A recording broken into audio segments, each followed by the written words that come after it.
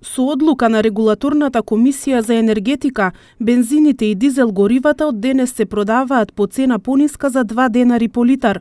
Согласно новата одлука на Регулаторната комисија, цената на евродизел изнесува 52 денари за литар. Новата малопродажна цена на бензинот Евросупер 95 е 65 денари, а на Евросупер 98 67 денари за литар. Цената на екстра лесното масло за домаќинство исто така е намалена за 2 денари и сега изнесува 40,5 денари за литар.